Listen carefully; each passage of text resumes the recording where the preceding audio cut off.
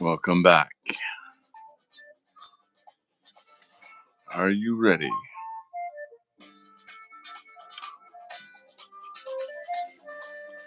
For the grooviest, hippest,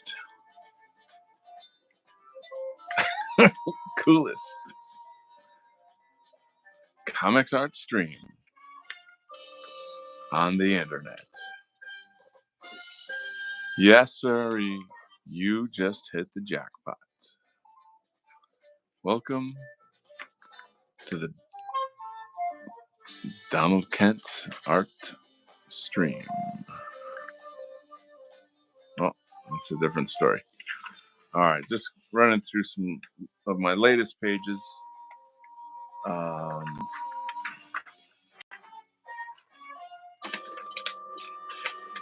Gonna get to some inking shortly here. Where are we? There we are. This will be our page today.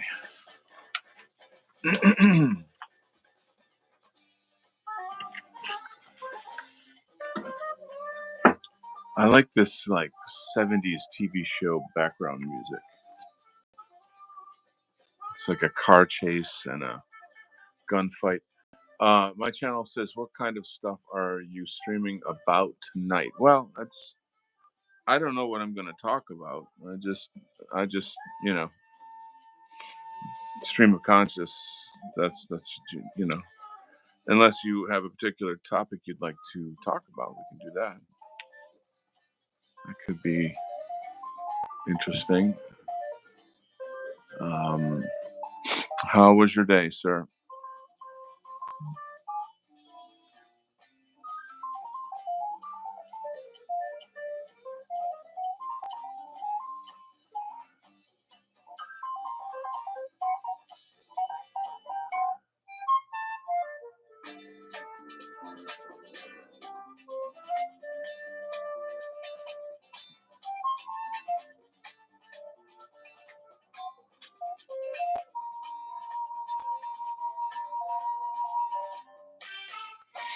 Had a very good stream this afternoon with Patriart, the Tuesday live stream. The topic this week was Constantinople. It's pretty interesting. So we've been doing a lot of, historic themes. And my buddy Patriart, he creates a poll each week with a variety of topics, and then I just kind of put it out among the White Art Collective scene and also the Patriotic Arts Alternative scene. It's mostly on Telegram, though, I understand. So I feel like we need to get those polls out to a broader audience. But Telegram is really where most of our people are, I think. I don't know. What do you guys think?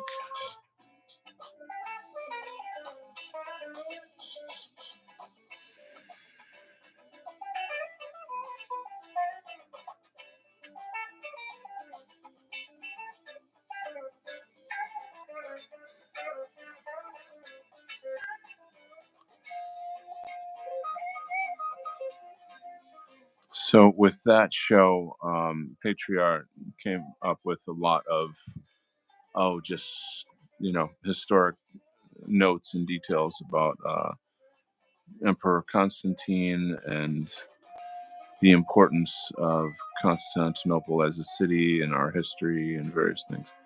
So it's it's cool that that the show is historically enriching.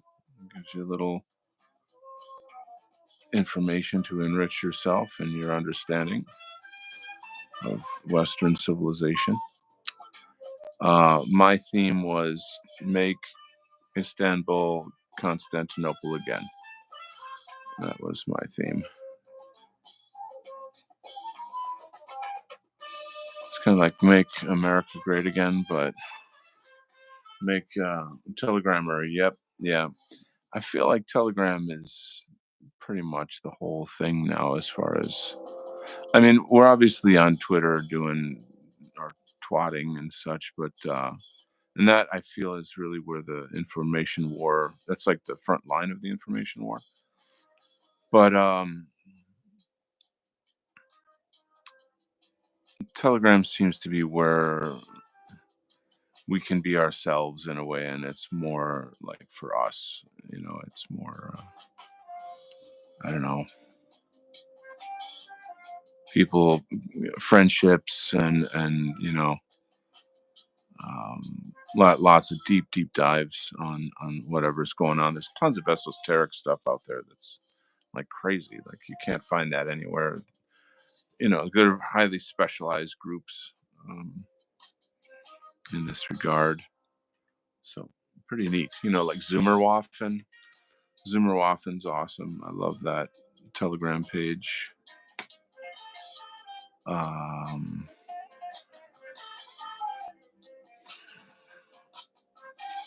I don't really feel like there's really genuinely any safe space anywhere on the internet. That is, I should say, but I would say that Telegram seems to be the safest. Uh, I guess how I maybe should call it is just that it's the place where we are the most uh, unbridled or whatever. Like we're not worried about censorship at all. Everybody's just full on. At least that's how it looks. Destruction Art Studios is here. Hello, friend. Great to have you. Thanks for visiting. I'm doing a little bit of the comic book inking. This is a paid freelance job that I've got. I am pretty invested in this project. I designed all of the characters. I didn't write it, so they're not my original ideas per se, but in designing all the characters and illustrating the graphic novel, you can see how deep I am on this. Oh yeah.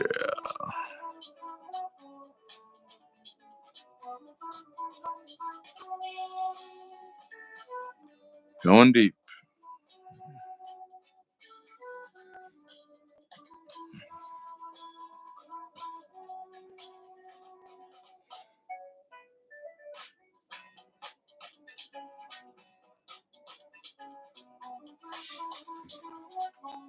You got to have like the hand of a surgeon to do comic book inking. It's really, sometimes it's stressful. You're like, oh, don't fuck up. Oh shit, now I gotta fix it in Photoshop.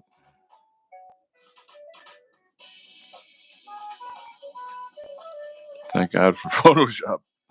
That's gotten me out of a lot of trouble.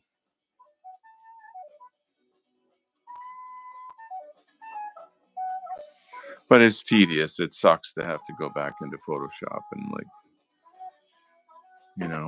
noodle around in there.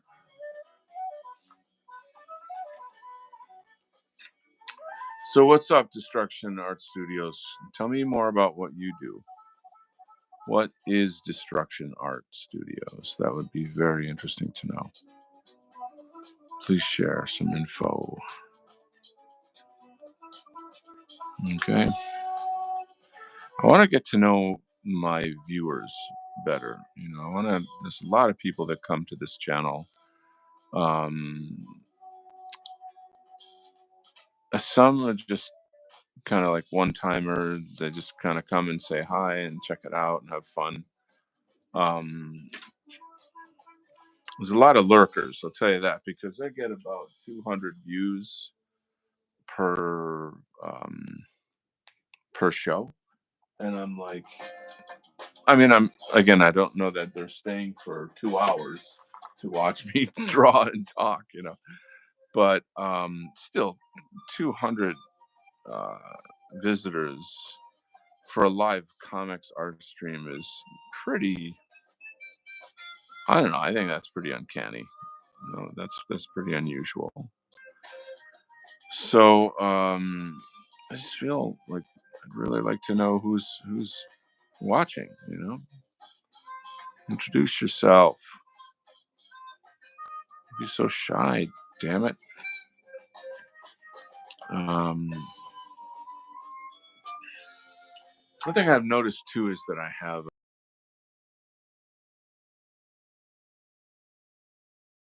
only two in the chat, according to YouTube, that is. But five likes. Anyway, I've just started the show. Oh yeah, getting down with the big fat sound. So, as what was I saying? So, I in the dissident right, there is a variety of camps, right?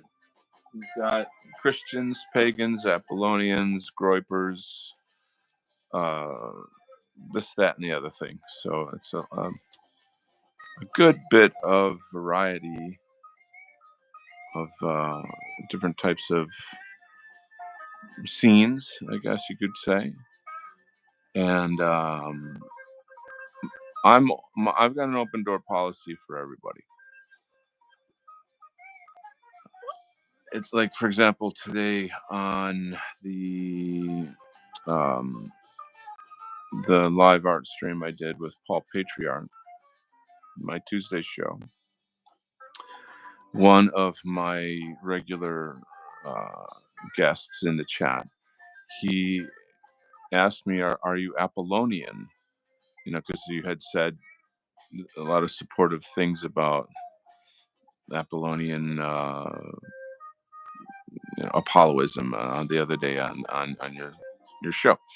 And then I said, yes, but like I'm a Sigma wolf. I'm a lone Ronin. I don't belong to groups, but I support anyone and everyone that's in our movement who is for white well-being and stopping white genocide. So regarding the sort of philosophical and religious stuff, I was explaining how I take from different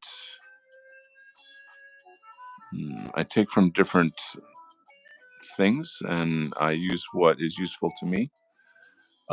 I think that it's a kind of cherry picking, so for example, with Apollonian Apollonianism, if that is a word, with Mark Brauman's work, I refer to his racial esoteric moralization, Aryan inner moralization. His theories on art are clearly, related to what I do, and that's a big deal. So, his ideas on art and the use of art is very, very, very important to people in our movement. So I fucked that up real bad. I'm gonna have to fix that in Photoshop. I guess I should shut up and draw. I get really angry at shit like that. But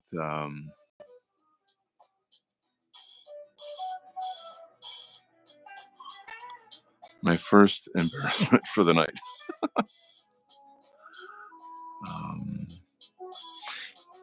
it's a tricky topic because like there's this tendency in the movement that if you're in this camp, then you hate that other camp. Like if you're for this guy, then you hate that other guy, and you're supposed to fall in line with the hatred brigade, hatred group, and I don't. To me, that's like stupid. To me, it's very high school to think like that. Um, like for example, Nick Fuentes. I appreciate a lot of what he does. I'm not Catholic. I don't have that thing going. I think that for his age, he's very arrogant and annoying in many ways, Um, but like that appeals to people his age. They like being like based or whatever, being kind of, what's the word, like hot takes and being like insulting, being really good at insulting people is like a thing. To me, that's just some kind of high school bullshit. Like it's not gonna save the white race. It's not like something that I think even belongs in politics. And like if he wants to position himself as a politician in the future, the guy, how old is he? 25? Like, but I don't see, that's the thing, is I don't expect a 25-year-old to act like a 30-year-old. You know what I mean? Like that's who he is. That's what he is. That's what it is. It's a young man's culture. You know what I'm saying? Like a gamer boy culture kind of. And that's going to appeal to some people, and it's going to turn off other people. So it's just part of the broader culture of what we are, who we are, where we are. But I don't get into these cults, like personality cults, where you know I love this particular streamer and everything he says is right, and I'm going to defend him to the death. That to me is weird and inappropriate. So like I don't do that. And it's not that everybody does, but it's kind of a bit of a thing though out there. Kay is here. I was just wondering if you don't fall in any of those groups. Figure I'm one of those. I find Nick humbling and appealing. Yeah, so like it's what's the word? Hit and miss. It's like, I don't know how to explain this. It's like,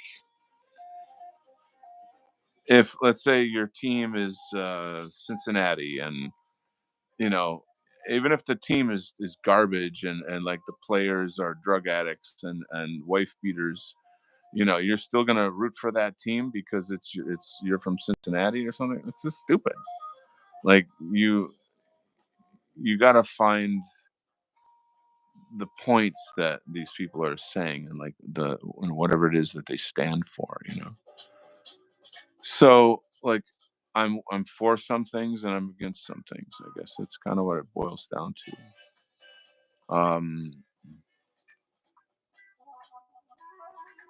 I guess it's a gradient. You can think of it as a gradient. So like I love Jared Taylor, for example. But I've had people tell me, like, well, Jared Taylor, he let in some non-whites to the last conference, and he doesn't name the Jew, and da da da da. And I'm like, look at what Jared Taylor has done. Like the guy is he's a god.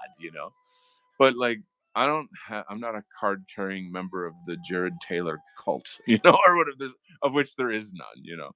But do you see what I'm saying? It's like I don't know why we act so culty about all these things. That's to me a weird. It's a social behavior. It's not something that actually does anything or fixes anything. Um, I think that everybody and anybody out there who, including myself, who is making proclamations about anything, it's an open market. It's they call it the marketplace of ideas, and you have to defend yourself if you stand by a certain point, a philosophy, an approach, a system. Then you got to be able to defend it. And now, when I say things like that, I'm talking about actual adult debate, not calling people names and being a douchebag. Of which I'd say, oh God, a large part of these online disagreements are they just they what's the word when they go down, when they sub something or other, they become shit. Basically, it's just a shit storm, and then I'm out. I'm out. I don't like. I want to. For example, there was a debate on oh shit, what's his name? Jay Dyer show. And Jay Dyer is no doubt a very intelligent and well-read guy. So I'm not like, this is nothing against Jay per se, but like he had Mark Brahman on, and he had some other lackey on there who was just like insulting Mark. Well, Mark was trying to make his points, and understandably, Mark got pissed off and was like, "Would you put this monkey back in the cage so we can have an adult conversation?"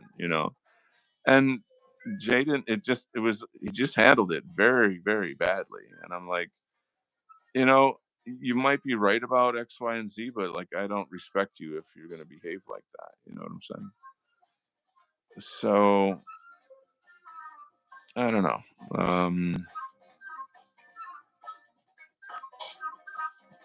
We don't. There needs to be a better ability to separate emotions from intellect when we talk about stuff. Let's see. I was just wondering. I got it on nothing. Okay. Um, what group? What team? I'm on Team White. You see what I'm saying? Like, I don't anything and everything that stops white genocide. I'm for it. You see what I'm saying? Now, if tomorrow someone was like, okay, if you had to choose between Islam and white genocide, what would you pick? I would. I'd be like, fuck you, and punch the person in the face. Because like, Islam is not the fucking answer. You know what I mean. Like, how people come up with those kinds of gotcha type, questions. But it's kind of looking like the West is going to go through some very, very bad kind of a deconstruction phase, and that we're going to kind of somehow or other, we will regroup in some way that will just carry us on. But it's maybe impossible to distinguish what that's going to look like at this point in time. Um, I think I might be able to salvage that one thing that I screwed up. How about you guys? That's because that was the kind of the theme I'm talking about here. I've got people that they'll finish watching Jason Kuna's show and then come right over to my show, which is pretty neat. I think that's pretty cool. It's sort of like the after party type thing for them, because it's obviously very different in tone. Um,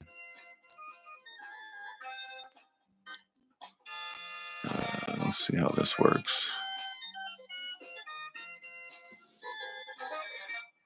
Kind of works. Kind of works. How about that?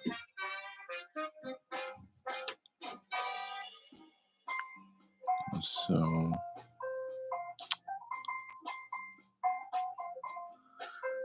hmm.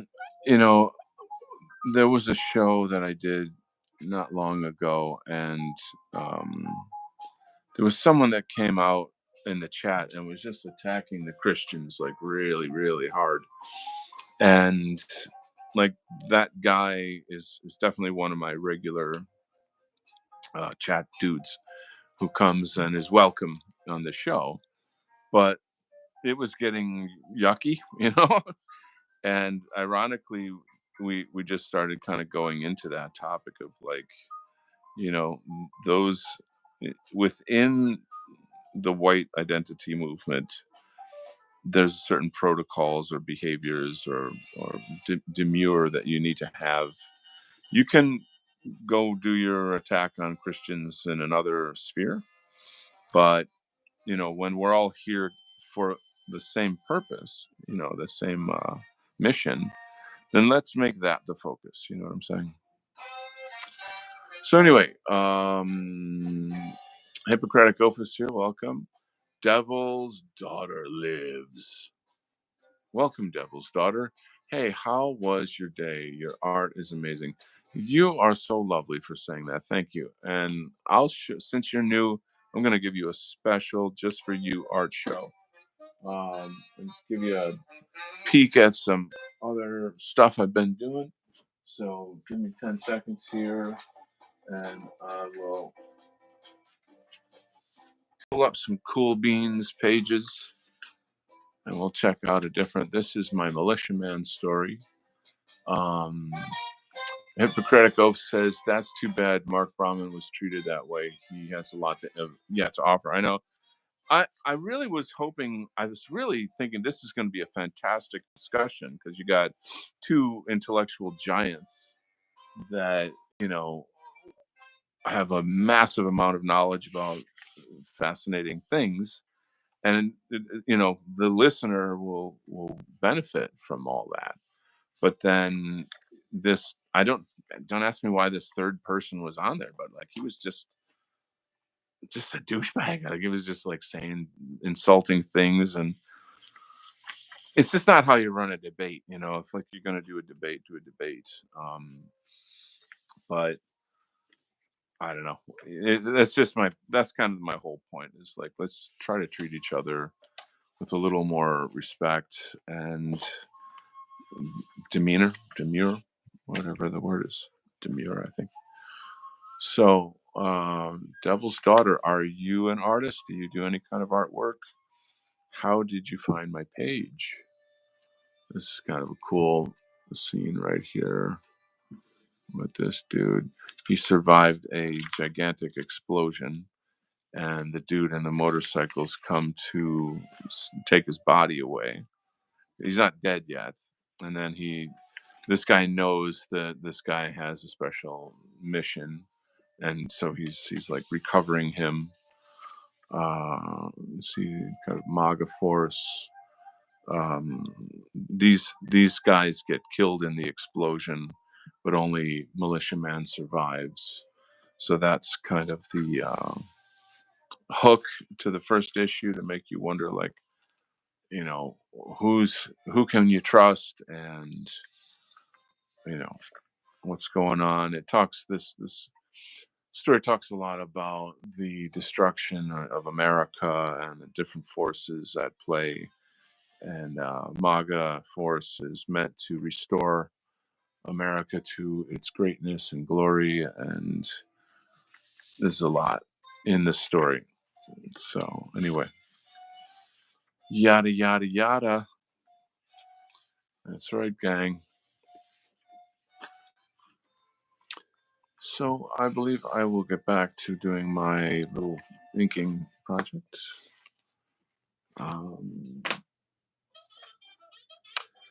What else can be said about such amazing things? Kay is here. Kay, I was just wondering. Oh yeah, yeah, yeah. Um, who do I? I mean, it's funny. Hold on, I need a little water here. Mm, hold on. Mm. So I guess I would say that I'm associated with the White Art Collective, which is not a socio-political, philosophical, religious group. We're socio-political. I guess I could say that. Meaning, we're here fighting white genocide with our culture, and trying to get the message out on what's going on in the world and stuff. But it's not like there's Christians, there's pagans, this, that, and the other thing. So it's a good example, I think, of how the rest of us could get along and get on. Is to think more in terms of like we're here for a common cause. If you don't jive with this or that idea, then that's fine. You go hang out with the people that do. But otherwise, the only thing we really have to talk about is what we're going to do to save our people and our nations, etc. Um, that is the what. Yes, sir, Bob. Hey now, was your day? Your art isn't. Oh, sorry. Oh, how was my day? Well, so I'll answer that a little bit, I guess. It was a little bit of adulting today. That is never really exciting, we got a lot of artwork done too. Um, I'm the guy that is very much involved in my personal psychological and spiritual growth, and I had some pretty huge challenges recently that I feel I got over. So I'm feeling more just pleased with my progress in that area. So that's a pretty positive thing. Let's see. Kay says that's why I was attracted to whack. Politics is not. Oh, sorry, is a necessary evil. Culture is eternal. Beautifully said. Beautifully said. Um, yeah, it's just nice how we all were kind of there for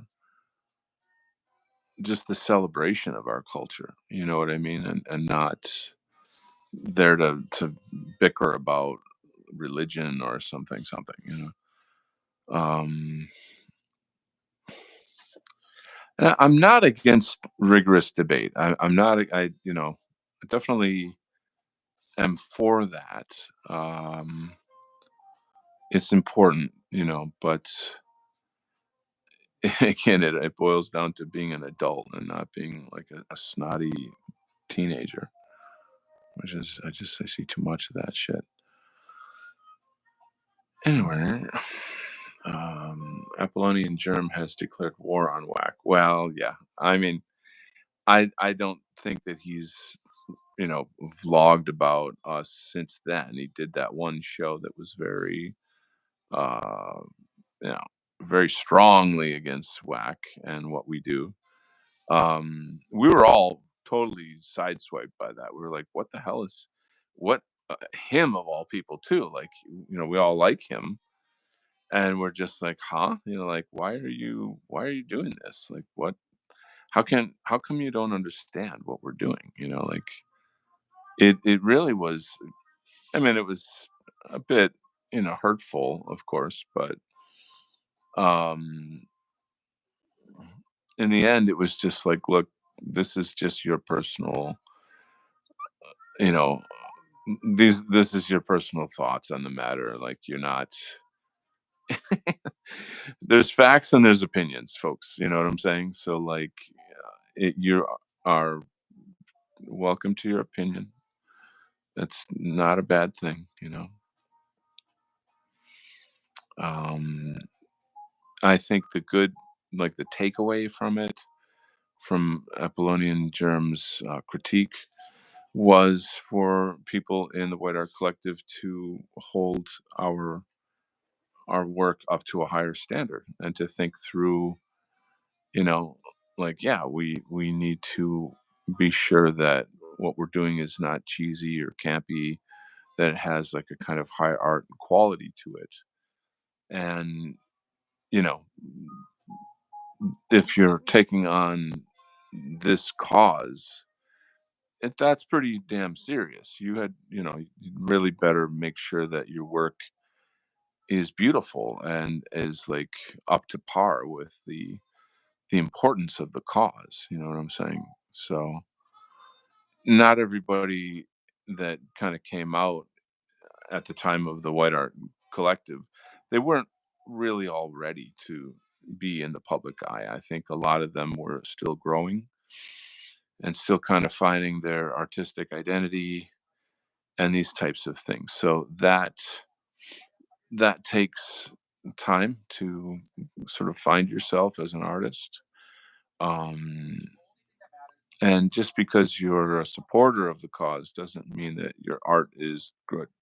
So, but Jeff was always very what's the word, accommodating and accepting. How much is a page? Now, Overflow, I think you asked me that before.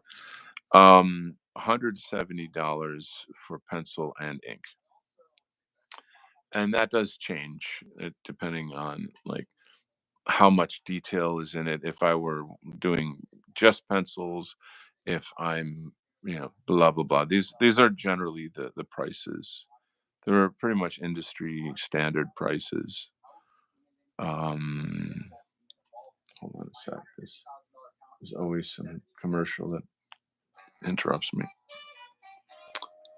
Does that answer your question though? Is that what you meant? Um, Cases, excuse me, that's kind of what I got out of it. Just thought he went the wrong way about it. Are you Canadian? About out and about in Canada. Going to the where are we going? Let's see. We can take the QEW down to Dundas, and then we're gonna. No, I can't really do a Canadian accent very well. Nothing wrong with wanting better, demanding you belittle others, but so much. Yeah, I think I understand your point. So there you go, and now you know. Oh yeah. Zoom in a bit more so you can have something to see. Um,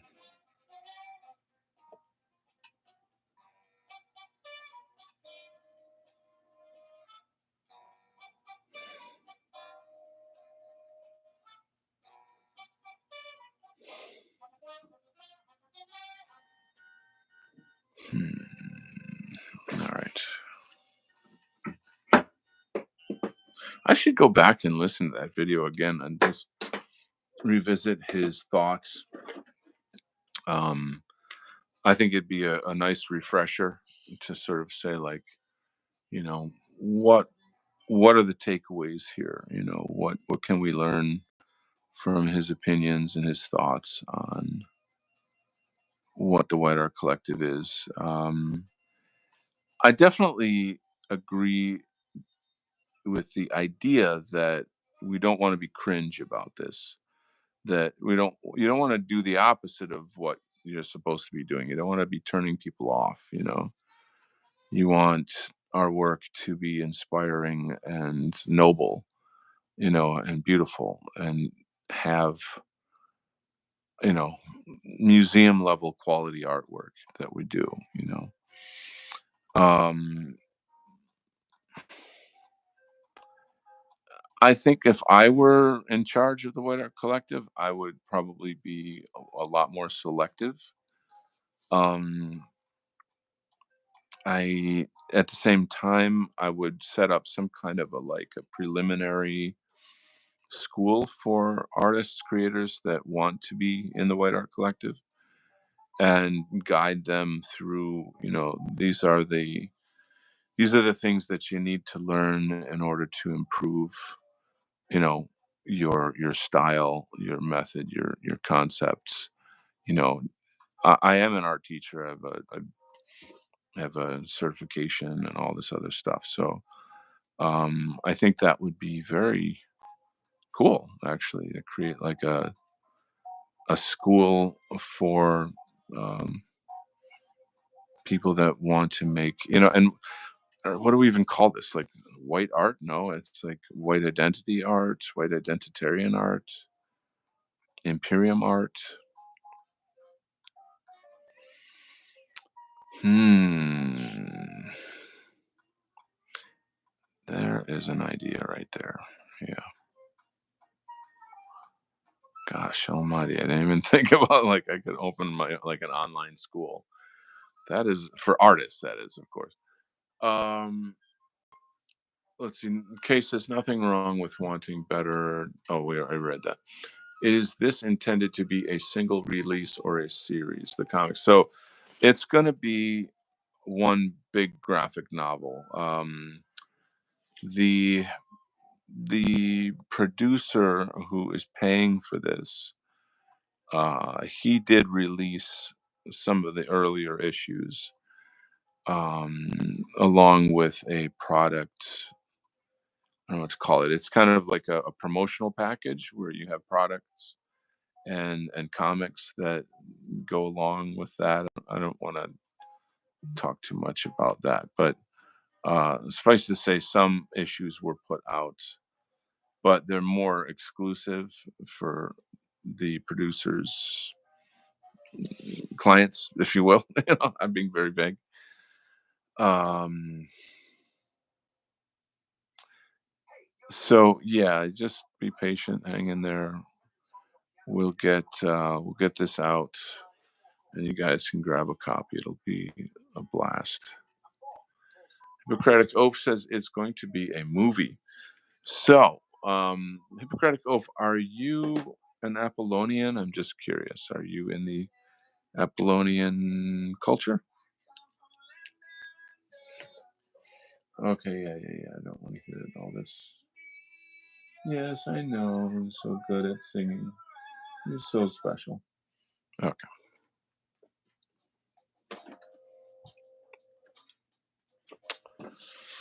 Mm.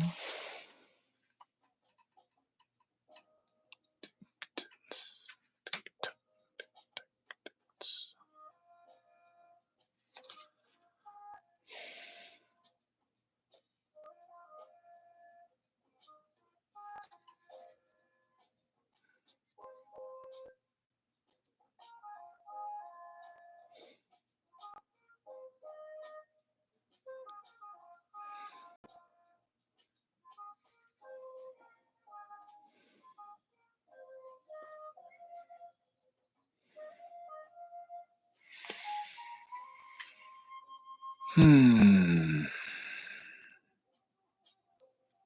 I wish I could be more forthright about this book and just give you guys info. Maybe I'll talk to the producer and see like what can I say and what can't I say because you guys are getting a lot of questions and stuff.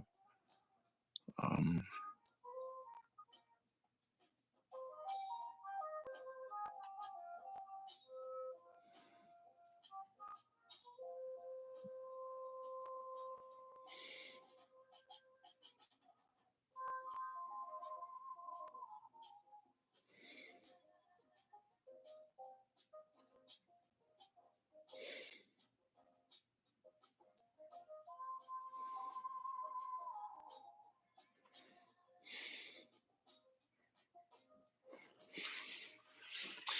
um, one thing I've noticed is that my Tuesday art streams don't do as well as these comic art streams.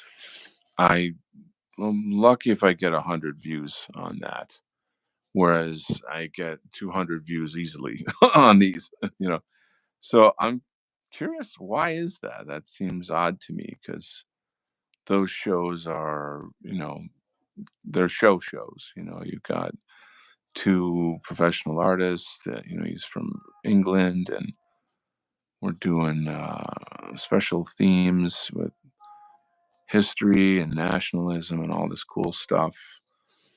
But no, it's not really panning out somehow. What do you guys think? Is it because this is more casual and that's more formal? Do you have any thoughts on how or why that might be the case?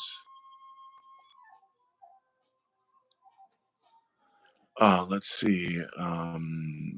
Hippocratic Oath says, I think when I die and wake up, I'll say, what the hell was that? Yeah, I know. The more I dig, the more questions I have. There is definitely something odd, unique about our people. Um, yeah, yeah, I'm vibing with that on a daily basis for sure. That is a thing. Well said. So, speaking of dying and waking up, I've got a treat for you. So, give me 10 seconds here. Let me wrap this up. And I'm going to show you something pretty crazy. All right, hang on. I think this marker's too big anyway. So let's zoom out of here and take a look. I just ordered 2 books today and got them. Well, I didn't order them. I got them today. Leaving the Trap: How to Exit the Reincarnation Cycle by Isabella Green. I've been following her quite a lot on YouTube. Extraordinary, extraordinary woman. A lot of out of body experiences, traveling in the spirit realm, in the astral realm, and then the higher dimensions. Very crazy shit. And then her method of she learned how to do astral projection through Preston Dennett, and apparently there's other authors, but this is one she recommended. So, excuse me, Out of Body Exploring: A Beginner's Approach, and Early Out of Body Experiences, the Desired Body Experiments on the Astral Plane, Further Astral Experiments, People and Animals on the Astral Plane, Food and Sex on the Astral Plane. Oh my God. Mantra experiences, out of body experiences, and healing, meeting with God and my higher self, high level of out of body experiences, OBEs and psychic powers, how to have OBEs, what to do when you succeed, questions and answers.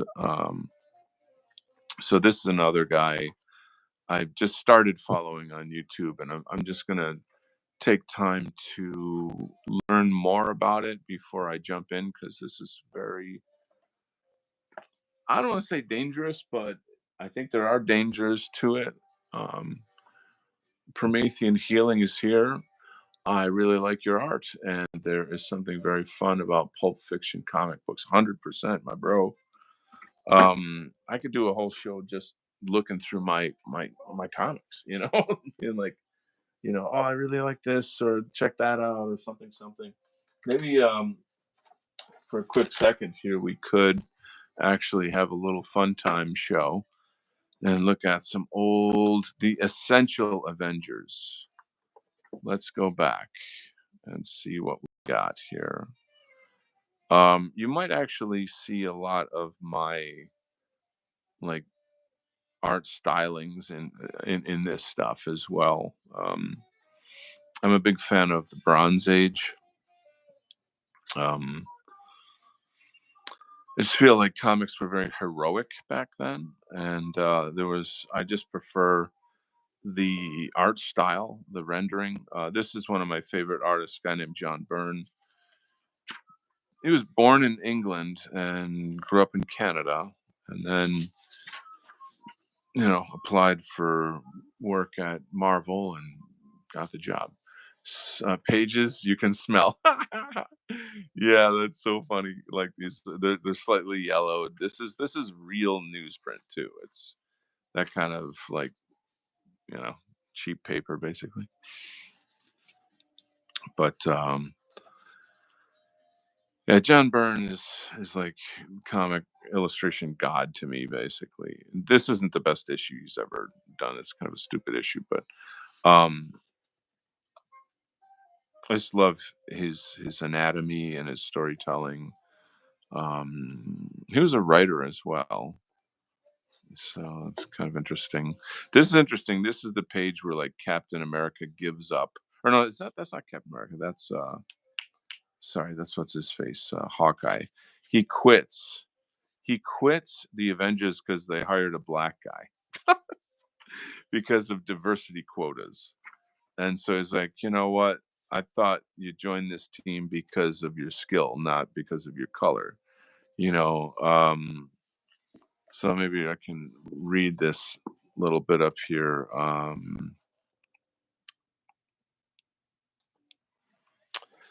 What is that? I'm trying to read this scene here.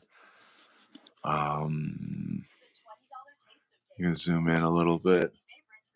Take a peek at this in a second after this stupid commercial. Okay, we got that. Just kidding, Iron Man. I'm starting to think that this Avengers gig is the best thing ever happened to me. Say, Hawkeye, got a minute, my man? For what?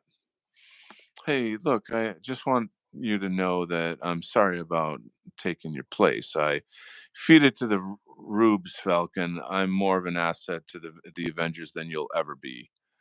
I just hope it won't be too late when they find out, jerk. Oh, and he's thinking jerk.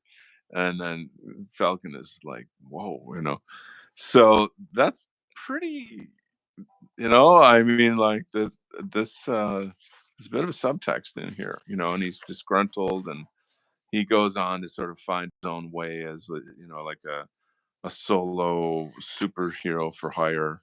He's Hawkeye is great because he's got like a Han Solo type attitude. He's like kind of a rogue, sort of something like a pirate in terms of his like swashbuckling, humor and all that kind of stuff. Captain America's more serious and stoic. He's ever the leader, you know. I always found Thor to be kind of like he's always just sort of otherworldly, like whatever human matters don't concern him so much. He's always thinking about getting back to Asgard. But this is a pretty interesting issue here. This is a different artist, guy named Don Newton, who sadly died very young. Very gallant, like very masculine artwork. He was a bodybuilder actually, so he knew anatomy really well, and he's just one of the best guys out there. Great muscle work and the anatomy and the shadows are a big part of it. Like the way that he's able to dramatize with these shadows is quite fascinating. Some normal brain refreshing. All right, let's refresh our brains, guys. Welcome to RDCU and RCMU. I don't know what those stand for, but welcome to the show. Um, so yeah, I really like your art. There's something very fun. Da da da. So yeah, we're just hanging and enjoying some stuff. That is a beautiful face right there. Look how beautifully illustrated that is. I mean, this is kind of stuff I strive for. Really cool because in your hands you really can zoom in on a thing and look at just various details. The thing about a movie is that a scene happens and cut, like one thing goes to the next and the next and the next, and you don't have a minute to admire the artwork, and sort of look at something closely and deeply and just absorb it. And as a young budding artist, I like devoured these pages. I look at, say, something like this face and be like, how do you get the shadows to work like that? There's something so human about this, and the brushwork is absolutely beautiful in the inking on these. Um, I shouldn't. Inkers are different from pencilers, so like you gotta like this is a different inker, and his inking is a lot more flat and dead. His line work is very dead compared to the other stuff. But anyway, it's just fun stuff, guys. It's just fun stuff. So there you go, and now you know. I like them apples. I guess I'd better shut up and get back to work. Well, excuse me, I put out some links to my friends to come join me, but I guess they don't like me anymore. They didn't show up. Yeah, they don't like me anymore. No. It is fun to have my buddies come on the show, though. We kind of get into some funny convos, and the recent show with what's his face, Luke Mason, I thought was hysterical. A lot of laughs.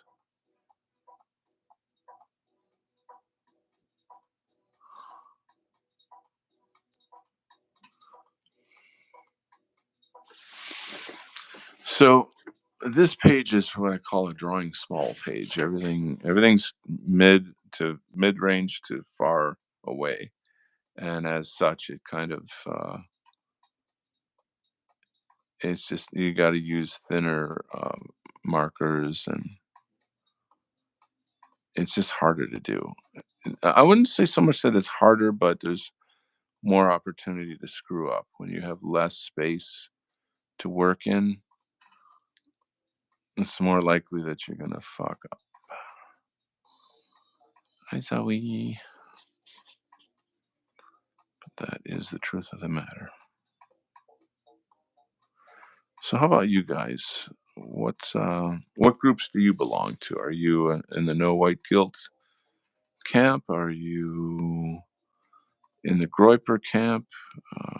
We got any pagan Asatru folks in the audience? Um,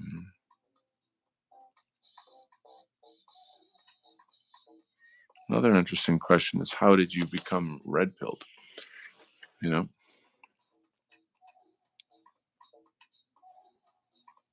it's always an uh, interesting thing. Like I became progressively red pilled over a number of years. It didn't all happen at once. Mm, but the experiences that added up were really, really like, very like, working as a teacher in a black and Muslim school. Holy shit, that'll red pill you. You know what I mean? But a lot of how I came to my awakening was actually through the manosphere, which is kind of curious. The after the divorce and stuff, I was looking for information for men, helping men out, being, a good single dad and all the various issues that I had to face. And I was looking for resources. I found Illimitable Man by Rollo Tomasi. And then, I don't know, just the algorithm did the rest, I guess. Um, Trent Dad says anyone halfway conscious has to be awakened as life becomes stranger than fiction for the last 2 years. True. So, so, so true. Promethean Healing is here. Welcome. I was off checking out that woman you recommended. The Green, what's her name? Isabella Green. Is that who you're referring to? That's the Leaving the Trap. So she's Eastern European. I don't know what country she's from. Can't tell what. I can't quite place her accent, but it's definitely not native to America here, like American English. Um, so you guys familiar at all with Rudolf Spengler? There's a lot of the big brains in the white identity movement know about authors, philosophers like that. Friedrich Nietzsche is one of the big dogs, and there's maybe Francis Parker Yockey, Giovanni Gentile. There's a number of them, right? Um, Whereas like Spengler, he's got into some extremely esoteric stuff. Not the kind of sort of Sunday school popcorn philosophy that like the average person can really digest. Um, anyway, among the things that he talks about is beings that he calls the archons, and I don't think he invented the term archon. I don't quite know the origin of where that comes from, but these are Rudolf Steiner and Oswald Spengler. Yeah, did I make a mistake there? Steiner or Spengler? I'm talking about Spengler, but I'm wondering if Steiner was into that. That's a good question. It's actually a very good question. Um, I was just researching it recently. Um, that's a good question. I can't say.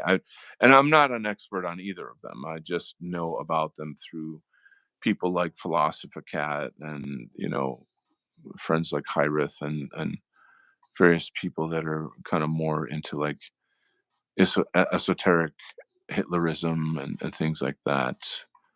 You know, let's see, you combined them into Rudolf Spengler. so I'm very creative like that. I have a great way. No, but I meant Oswald Spengler. I apologize. Um,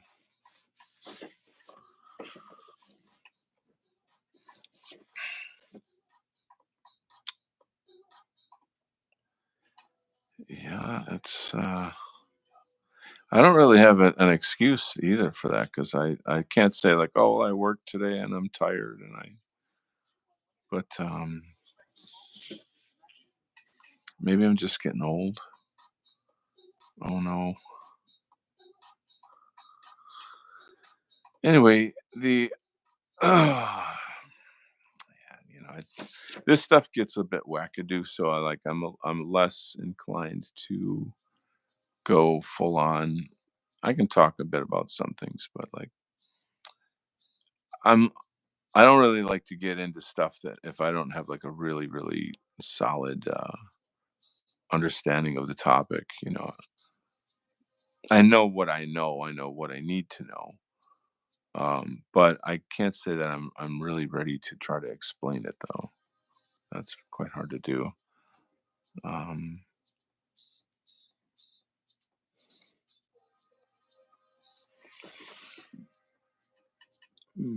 Optimism is cowardice. Oswald Spengler.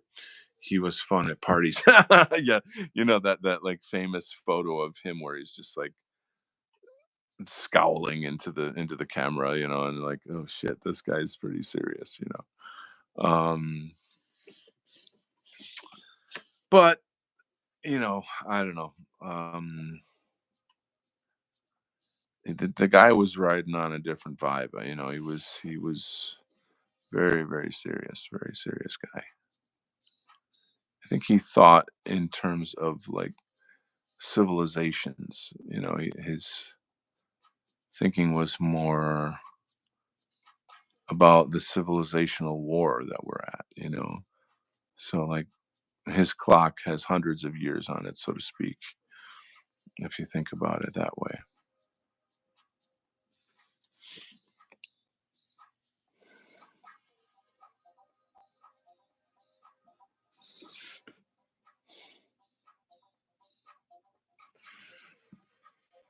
Mm, T-Rad Dad says so many names and theories floating around the brain after you dive in this for years.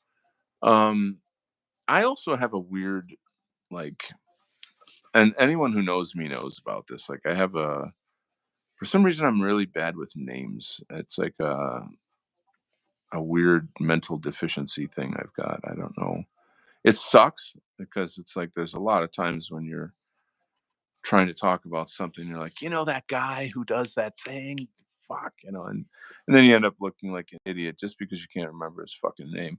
But if you were just having a normal, like, I don't know, going about your day and you're like, oh, that reminds me of Oswald Spengler and the time he said this, like it's only when I really want to get it out to like tell people something that I kind of blank out on shit.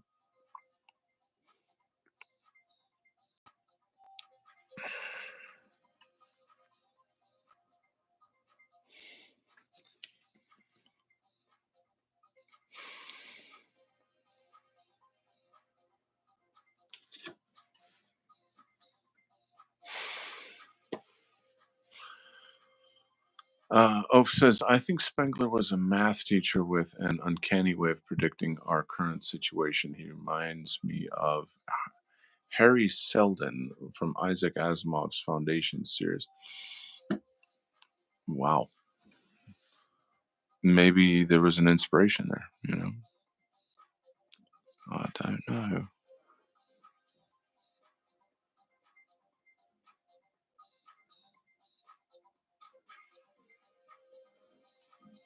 Hmm.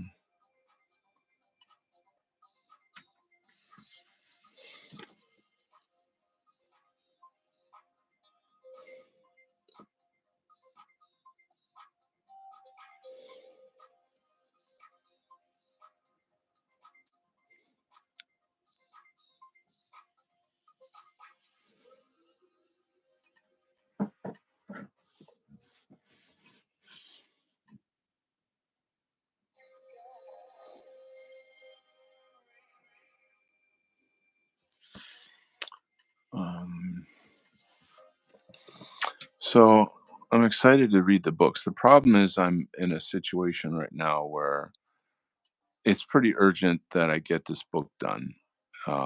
I need to use the money from this for important things. And so I really want to bang it out. You know, I'm not taking my time. Any available moment that I have, I'm going to be working on this. Um, so that's what's what, which means that there's not a lot of time for reading books. You know what I mean? So I'm like getting there, if you know what I mean. Like I'm in the state of getting there, to that zone where you're free, where you have more freedom.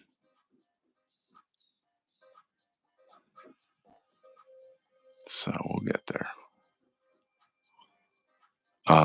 The good news is that I can listen to a lot of this stuff on YouTube and get a sense, like a preliminary sense of the ideas, which I already have, which is why I bought the books. But like what to expect in the astral realm, um, how sort of not to be afraid of whatever might happen that could be scary, um, things of this nature. Mm, let's John, yeah, John Lash is an interesting character. I have to say I know someone who knows him, and I know some things that make me not want to work with him, so that's all I'm gonna say. But John Lash was certainly somebody that I followed a lot at one time. He's aware of the archons. He's aware of Gnosticism. He knows about Hermetic magic and all of these type of practices. But I think he is more someone who serves his ego than the orientation of self versus other is the whole thing. Like it's the whole thing. If your spiritual practices are kind of exclusively for you and have nefarious mm, intentions, then there's like really bad karma there, and you're working with some dangerous people. So that's kind of, I've said more than I should. If you follow Spengler, then you think our civilization is dying and being reborn through shamanism. Also, we will stare up at our hold on. We will stare up at our cement highways and wonder who built them. So I'm going to comment. I'm going to read a little and then comment. 21st gearing up to be a constitute continuation. I'm not sure what you mean by 21st. The 21st of this month is gearing up to be a continuation of what? I'm not catching the meaning. Hippocratic Oath says if you follow Spengler, uh, then Lucifer is handing over the keys of the world to Ahriman, the god of technology. I have a lot to say about these things. Promethean Healing says, "Is there a place you can see these books you illustrate?" So the first thing, hold, give me 10 seconds. Mm, If you go to my website and you get this, you can get. I'm gonna give you a little sneak peek. Woohoo! Woohoo! There's some goodies in my book. So if you get my book, and it's not just that, there's some other stuff. And then there's like a unique um, comic that has never been published anywhere and is only in this book. It's this surreal, dream-like story that I created. So you have to go to kent-art.weebly.com and or just look Imperium, look it up on Amazon, Imperium Calling, Art and Poetry of Donald Kent, and that's where you can get what I've published before. And there's more publishing to come. Dynamis is here. Don Kentaro-san. Yes. Hi. どうもありがとう。私の友達です。とてもいい。Dynamis is a good guy. Good to have you here. Can you draw Goku? I can draw anything, Rodrigo. XRG99X. I can draw anything. Here's a look at one of the comics that's in here. Here's some of my caricature art. Here's a photorealistic portrait that I did. I do illustration, I do cartoons, I do everything in between. I do fine art portraiture, nudes. I was a painting of Francis Parker Yockey, replications, portraits. So like I can do anything. I can do anything essentially. Um, the Yockster, yes. You know Cultured Thug? Do you guys know who Cultured Thug is? He does, or I don't know if he's still doing it, but he did a great show on fascism, and he won that painting. I can't find the damn painting now.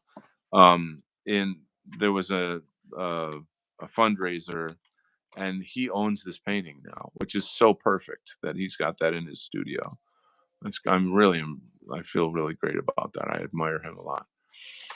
Badass. Okay, I remember the serif. Yes, cool. But let's go back to these conversations. So,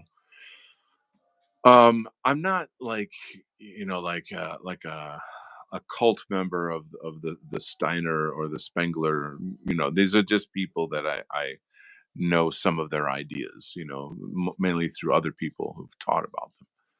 But and I'm impressed that you guys are aware of those things. But the one thing about Lucifer handing over the keys of the world to Ahriman, um, so this gets into really, really, really like zoom out as much as you can to kind of the forces of fourth dimension spirits and even extraterrestrials that are harvesting our energy on a prison planet. That is essentially what we're talking about. And breaking out of the reincarnation cycle is breaking free of the prison planet. So that's why I want to learn how to do that. And that gives you a sense of what American Zarathustra is all about. So it's when you talk about stuff like that, it's a kind of thing where if you spent years reading, thinking, learning about a particular topic, and then you make one or two little statements about it, it doesn't demonstrate the years of time that you've invested into learning about that thing. You know what I'm saying? So I hope you guys understand what I'm trying to say.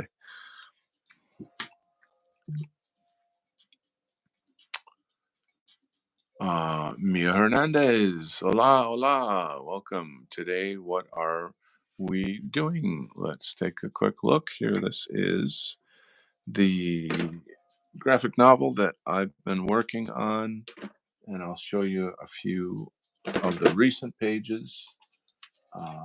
Get a little bit of a sense of what's happening in the story. There's this building is on fire, and our main character has emerged from it, and he's going into battle with these femoid robots, these like an army of female robots, and that are like breaking into the scene where the fire is happening.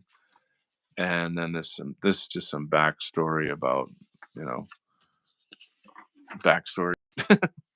Anyway, so that's a quick kind of a peek at what's shaking on that front. So what else? How you doing, Mia? What's going on in your world? Hippocratic Oath says the remote. Hold on here. I get my tools going here. The remote viewers I follow also see the prison planet. Don't go into the light. You know exactly what I'm talking about. The fact that you just said that, like we're totally on the same page. So I think it's going to probably sound pretty freaking weird to like everybody else though to talk about this topic, but maybe I can talk around the topic per se. So, for example, if you research near-death experiences, there's a whole body of research on people who have died and came back to life, and there are similarities, huge similarities between all of these testaments. So much so that the patterns of the experience of life after death are, using the scientific method, one could say that, this is what you can expect when you die. And there's quite often the sort of, going into the light and seeing your relatives and this and that and the other thing. I don't I want to talk more about it, but I'm really reluctant to go into it just because like it's it's very for me, I've done my research and I'm convinced it's true, but I'm not on a mission to convince anyone else that it's true. Does that make sense? So like like it's just I don't have the energy to try to do that. I don't it just you know, it's not what I'm about. Um if however I become really good at out of body astral travel, I'll I pretty much guarantee you that I'll be like talking about it on my show, and or having a show just exclusively about it. Um, let's see. Cleaning Mist is here. Awesome. Welcome to the show. It's got to be pretty weird for newcomers to come in and then hear me talking about astral traveling and stuff.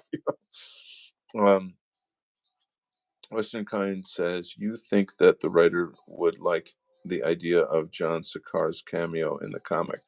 Sakar's could be punched in the middle of some degenerate act with vegetables. Honestly, yes.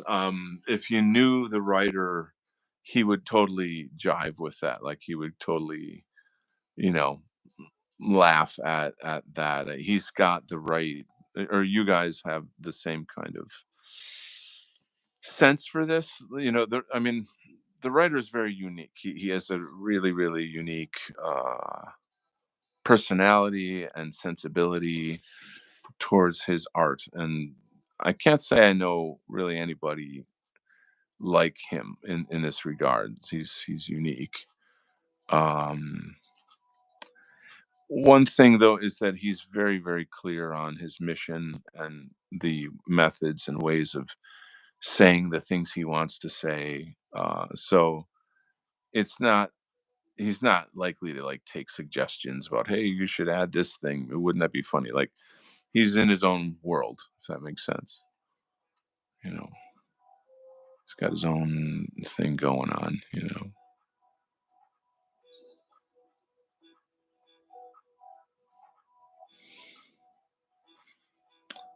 Do you write? Are you a writer? That's a good question. I feel like, you know, we need more content creators in our field, in our culture here. Um, so I'm just reading some chat here. You guys seem to be goofing around. Yo, you have Dono. What is Dono? I have Dono. Um, Promethean Hales. Western Kind, Go Vague. You guys have some kind of joke. I don't know what's going on. Too bad the writer is shy. I like the story. Well, I'm actually curious how he's going to manage to market this. Like when we're ready to roll, what's he going to do? Like you can't be shy anymore. You got to come out and got to say something. Got to do something. So I don't know. I do not know how that's going to transpire. Um, I think eventually everyone will probably meet him. I guess. We'll find out. We'll see. I think it'll be really fun and exciting when that finally happens.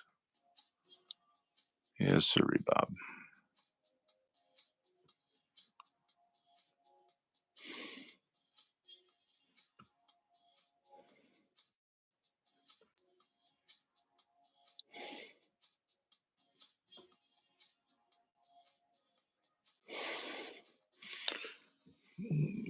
Zoom in so you guys can see. Too bad. Dono equals donations. Okay. Yes, I do have donations. On so you're at YouTube right now, right? You're at my channel on YouTube. And when you go to the main homepage of YouTube, my YouTube channel, you will see a link right under my name that is Kent dot Weebly, sorry, Kent-art.weebly.com. Kent-art.weebly.com. And that is where my books are. And that's where my donation button is. So I have a Venmo. You can, if you'd like to make a donation, you can jump onto Venmo and, you know, buy me a coffee or something like that kind of thing. And I deeply appreciate that. I've had a couple donations not long ago, and I'm just really grateful for your kindness. It matters a lot to me, so I appreciate that muchly. Um,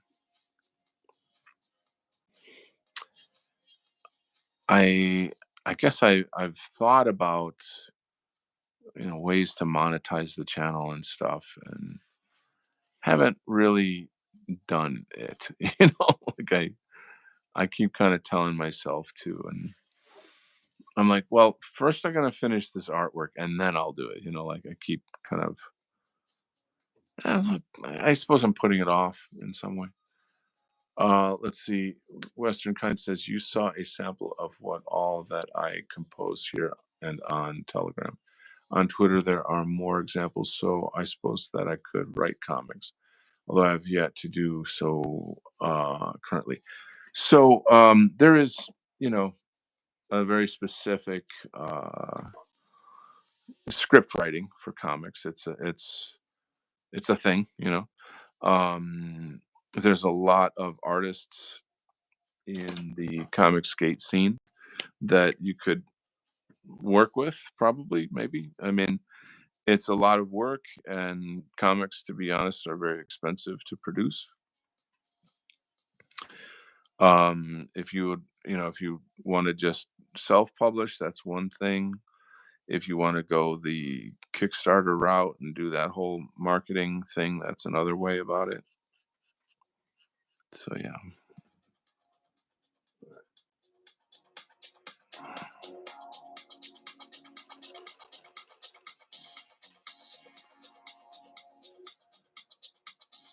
But the what do you call it? what's it called? Comicsgate scene. That these people, they really support their creators. They buy the books. That's really nice to see. The power of the fans. The power of the dollar. You know.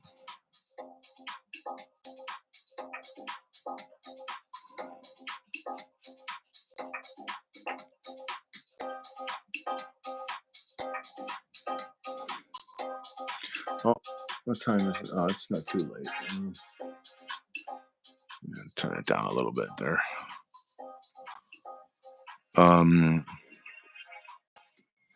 I think what I'm doing with these comic streams is developing a fan base, and then once it's done, I think I can start thinking more in terms of marketing. Um, I really want to finish my own graphic novel when this is done. But I guess I'm thinking of putting it out in like issues. There's like it's a 5-issue arc, and then putting out the graphic novel, like the totality of all the 5 issues. But woohoo! Sorry, I am very parched. I need some water.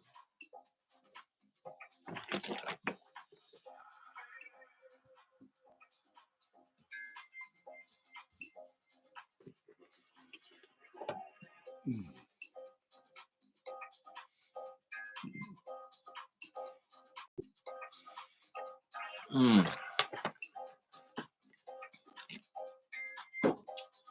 Much delicious. Yes. You likey.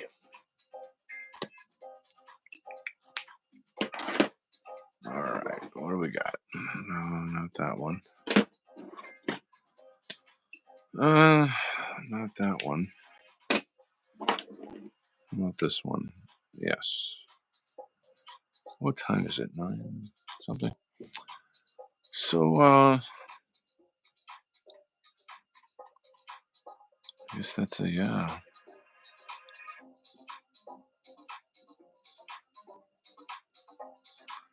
Going dancing this Saturday. I cannot wait. I really need it. I've had a very stressful week. Oh God. Oh, it's gonna be great. Let's see, and we're back. The guy is unstoppable for Hawaii well-being. That's something I've been saying at the beginning of all my shows. And we're back. It was like a joke that my buddy and I had in high school. I don't really know where it came from. I think it maybe just like TV or something. I don't know. But anyway, yeah. I keep trying to get guests on. Maybe I'll have you guys come on. Maybe I'll give you guys this StreamYard link. Put it in my Telegram, and that way we can just talk in real time. You know what I mean? Because there's a lot of bright guys here, a lot of top dogs here in this club, this Donald Kent Club. So it'd be, I think, a lot easier to just have you on the StreamYard instead of like looking at the chat every 10 seconds and trying to respond. You know what I mean? Would you guys be up for that?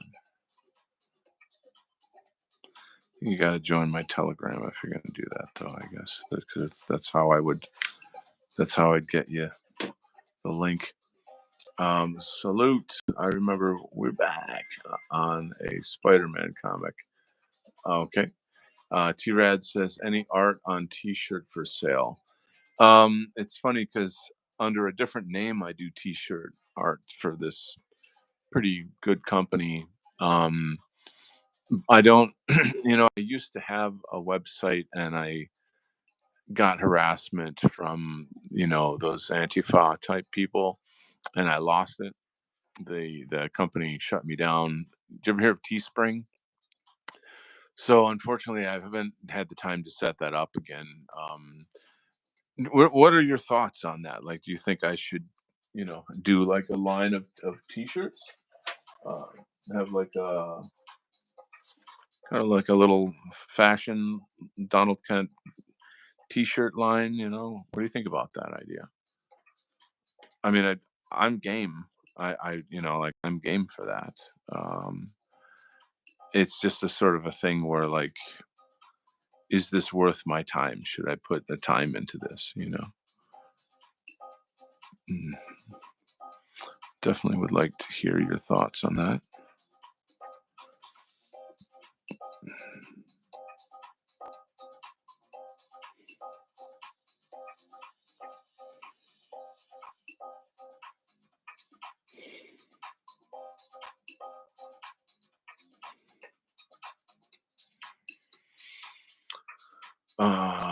Spider-Man comic? No, I don't have a. Oh, I already read it. Bummer. I'm always looking for T-shirts about our guys. Spring is coming. Yeah, yeah. So that's kind of what I'm talking about. This whole like turning Kent art into a business more. Like a full-on business model where I've got you know books and T-shirts and mugs and fun, cool stuff. Um, and I'm promoting all the time. You become a little more of a grifter when you're doing that kind of thing. But at the same time, and I don't have that type of like, I don't know, I just don't have that like salesman personality. I know how to do sales. I've worked. Uh, it's hard to explain. I've worked like a lot of craft fairs, art fairs, this sort of thing, and you got to know how to do sales at these type of events. But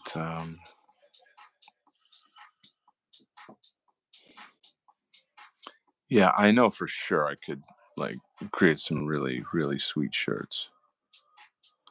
Maybe I should get into that. I wouldn't look at it like, this is my big, I'm going to make 1 million. Maybe I will, though. I don't know. That's pretty crazy. That's like not a terrible idea.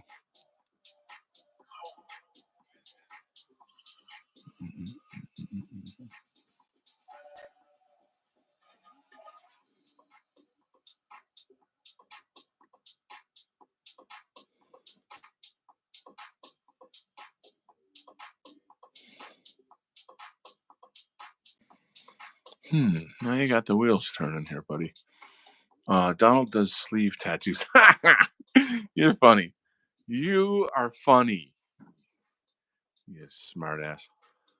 T Rad says, I remember when pests ran all over our guys. I remember when pests ran all over, sorry, ran all our guys off Teespring. Oh, yeah, yeah. That sucks too because like I thought Teespring was a great service. It was like a great, you could do a lot of cool stuff. I used to print off stickers, and I did a lot of stickering around where I live.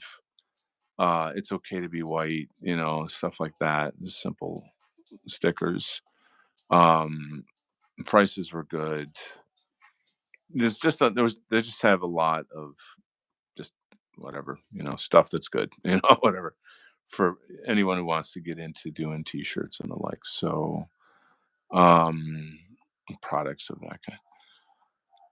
Yeah, I don't know. Maybe I will. Maybe I will. Um, there's kind of a side of you that's like, if I'm doing that, I'm taking time away from something else. You know what I mean? So, like, when this is done, I want to get back to my uh, Militiaman graphic novel. And so, you know, I think you get the ideas. Uh,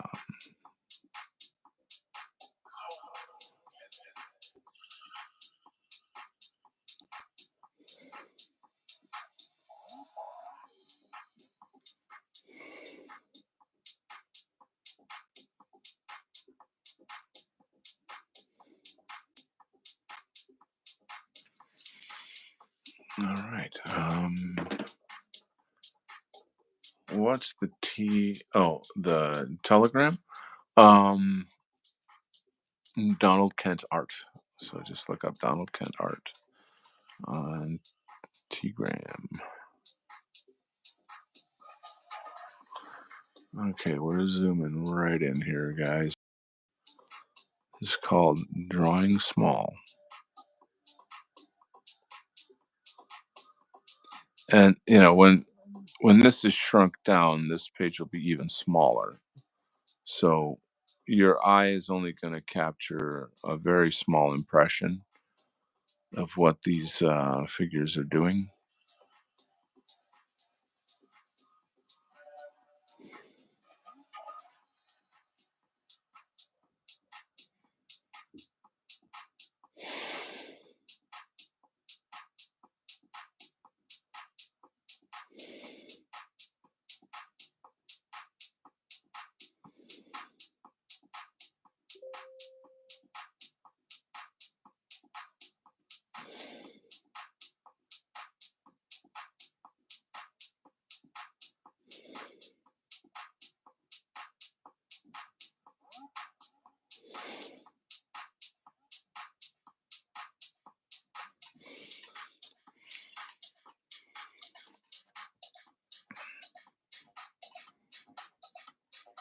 Hmm.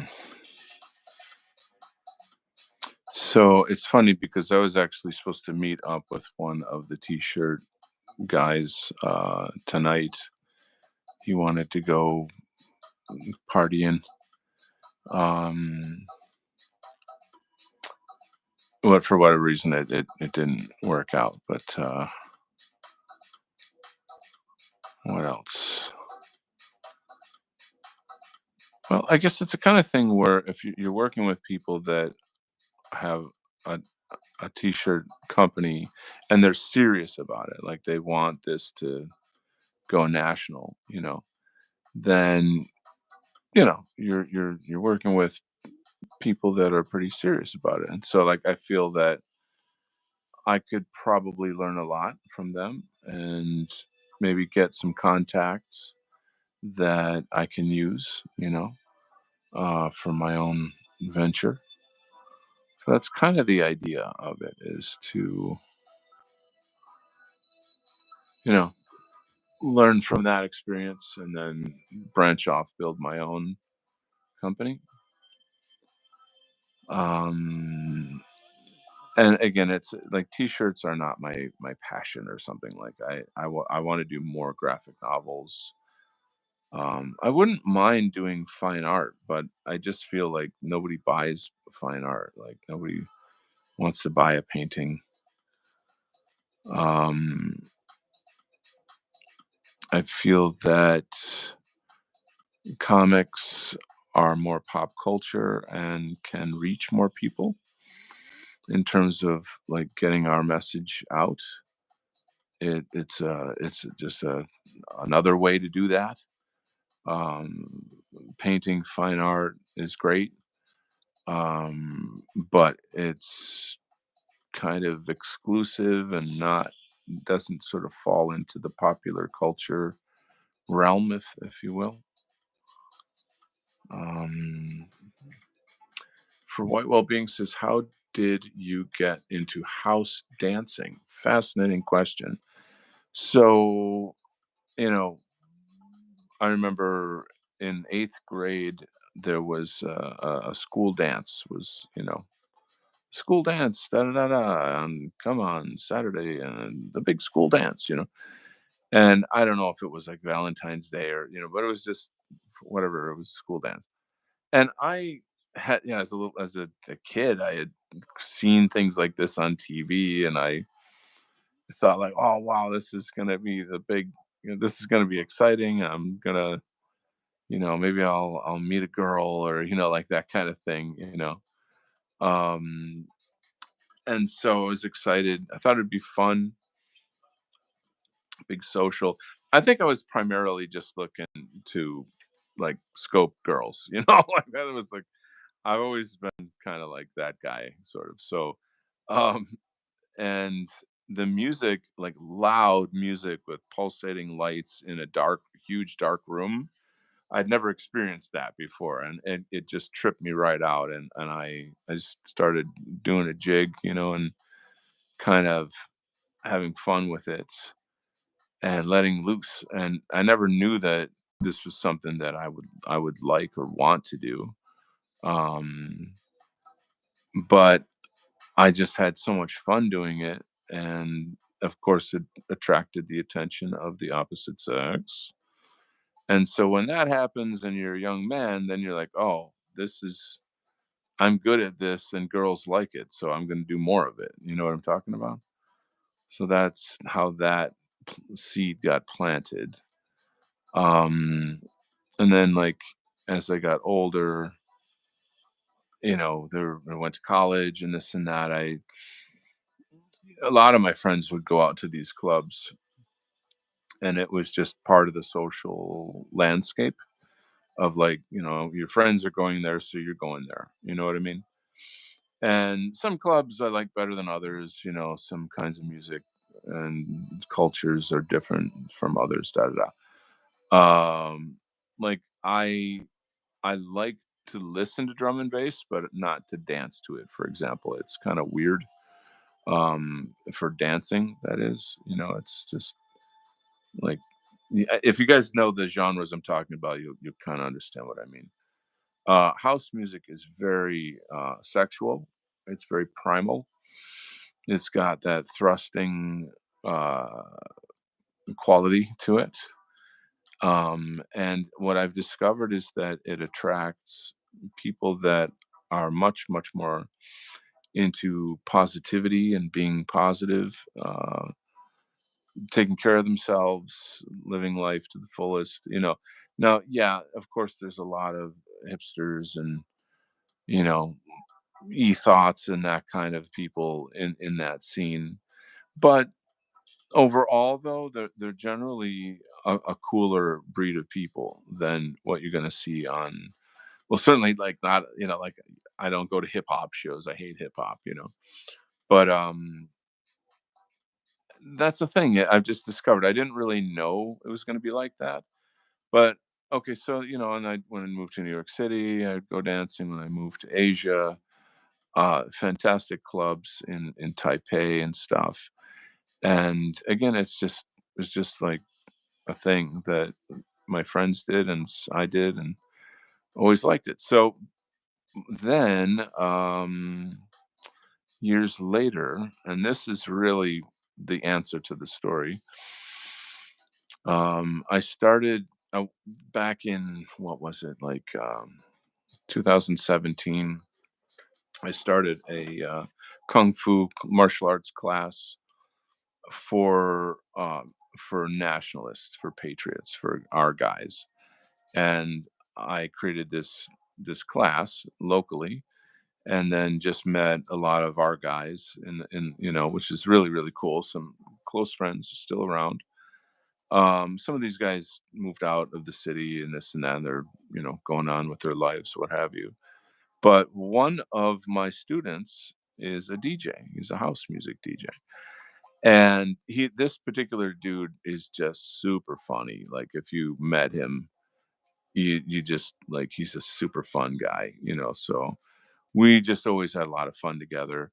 Not a guy that's really into martial arts so much, but whatever, that doesn't really matter so much. So anyway, I think just out of friendship, he said, "Oh, I'm playing at this big event. It's every summer. It's a big whoop event locally. You should come to it." And I'm like, "Yeah, I've been asking him, like, I want to hear you play. I've never heard you play before. Oh, well, I'm going to be at this thing. Fine." So that kicked off my newfound love, or my new, how do I say? Like, I'm back is what I'm trying to say. Like, I stopped clubbing for a long, long time, and, was, whatever, I don't know, just stopped. And then, because of that, I got back into it. And so him being a DJ, like, in the house music scene, like any kind of scene, there's a certain status that would go with that. And he knows just about everybody on the scene. So you're buddies with him, and then people see like, oh, you guys are buddies. Oh, well, hey, and then you get to meet people, know people, and the circle of friends grows and grows and grows. So that that now I'm like a legend on the scene. I'm like, oh, so the key point though is that with me, since I do kung fu, I have a kind of dancing style where I sort of integrate kung fu moves into my dancing. And it's the kind of thing that only someone who knows martial arts would recognize those, but other people would just think like, wow, those are really beautiful, graceful, interesting moves. Like, where do they come from? Why, Um, so I think that has a certain quality that people find interesting. Yeah, isn't it? Um, it's what Telegram comes up as in the address bar. Rave House was the place for our people in the 90s, 100%. Um, you know what? I'm on my phone. Hold on, let me quick check my Telegram on my laptop. Maybe I'll get the exact thing here. Hang tight. Yeah. Oh, well, it says Donald Kent Art Chat. So that's the chat group. That would actually be the group that you want to go to. Let's see if I can get to the homepage. Okay. So hold on. T.me / Donald Kent, and Donald and Kent are capitalized, underscore, capital A for art, underscore chat group. So then you can, no, no, I just gave it away to my FBI agent. Now he's going to be trolling me in there. Shit. Can't have any privacy.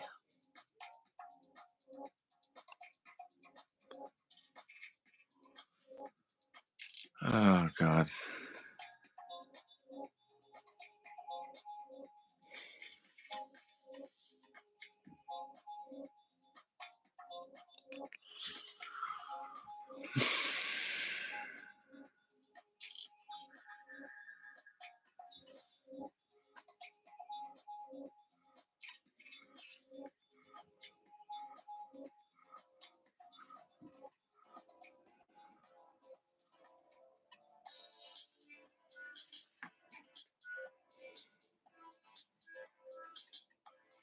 Well, this is coming together.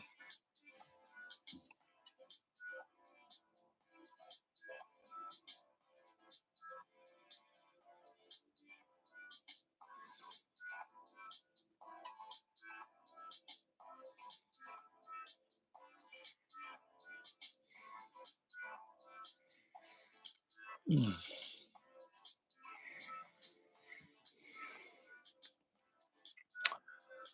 Rave House. I found it cool. All right. Cool beans. So let's just see if I missed anything. No, I don't think so.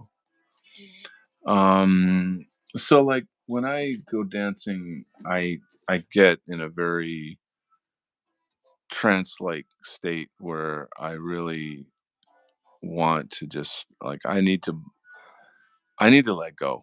I got a lot of pain, and when I'm out there in the zone, it's a beautiful thing. It's just a really beautiful thing. And you know that you're surrounded by people that have like really strong positive attitudes. And I mean, there's certain kinds of people on the scene that I don't want to be around. you know um like I'm very, very sensitive to the you know guy to girl ratio, and like what that's all about or whatever.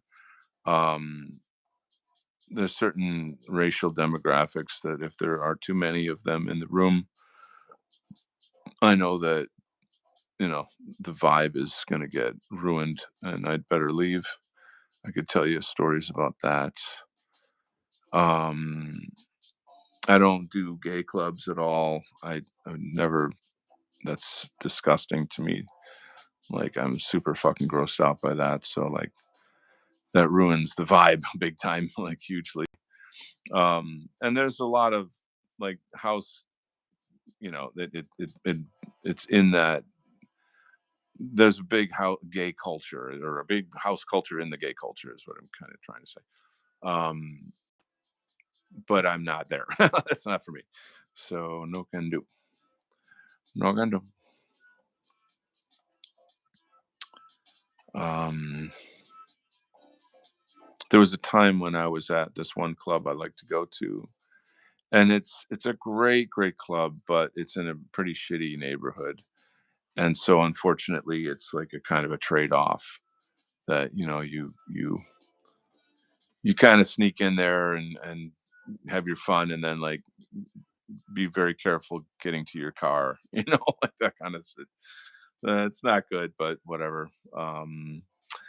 Anyway, there was one night when I'm there, I'm having a fabulous time, the usual stuff, and suddenly these Latino looking guys come in, and they all have a jacket with the same logo on the back, and they walk, like, right on to the middle of the dance floor, and they're just kind of like looking around at everybody, and pretty much figured out that these guys were like MS-13.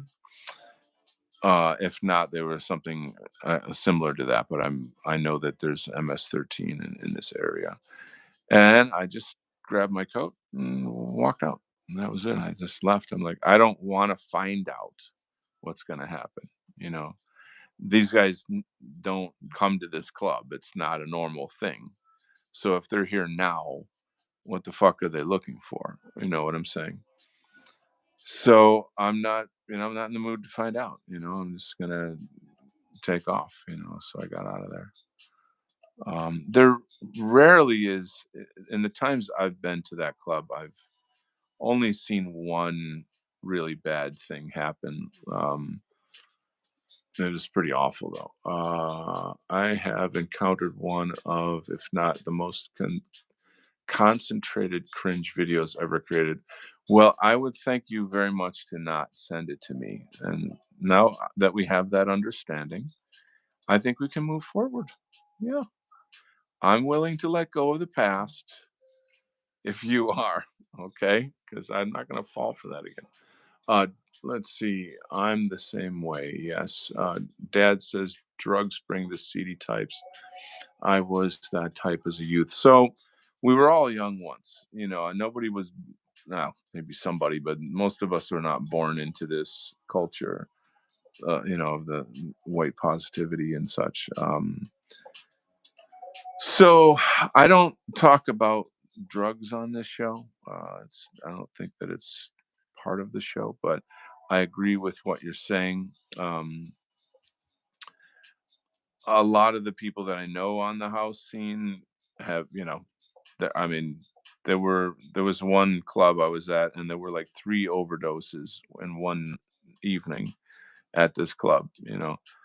The fucked up thing is that I was up close to the DJ all night, and I wasn't looking behind me towards the back of the club with, like, ambulances coming and people being carted out. And then, when the show was over, a buddy of mine was like, "Oh my God, I can't believe what a fucked up night." And I'm like, "What do you mean?"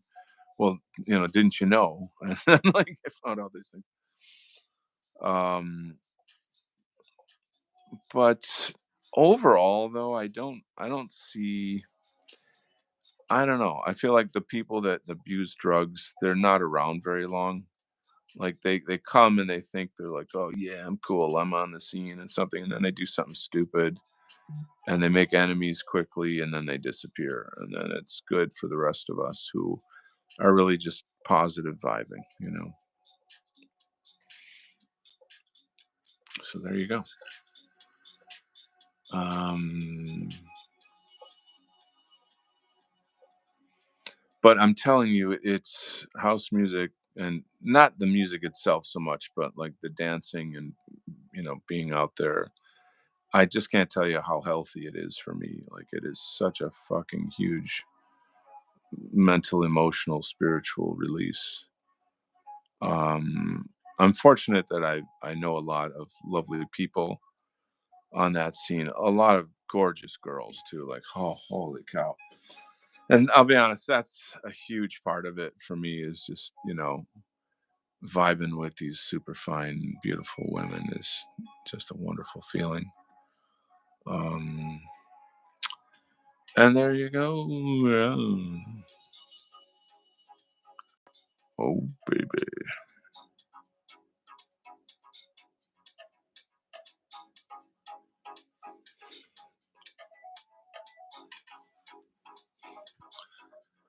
What are the people overdosing on? Opioids, sedatives.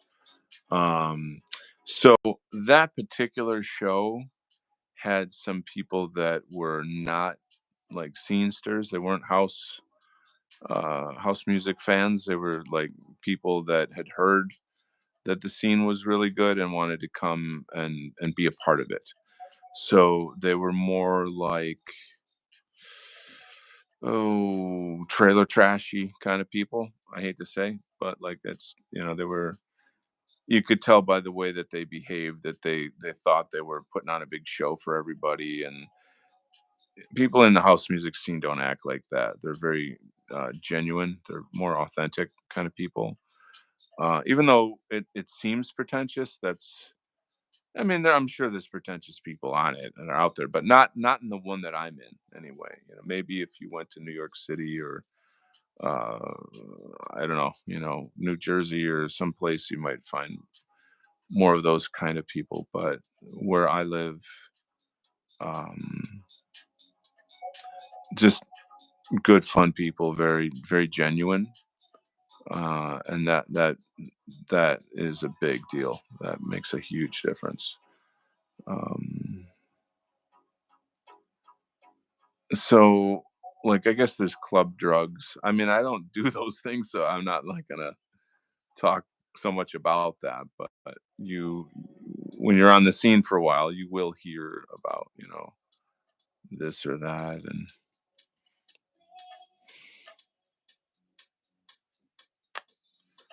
whatever.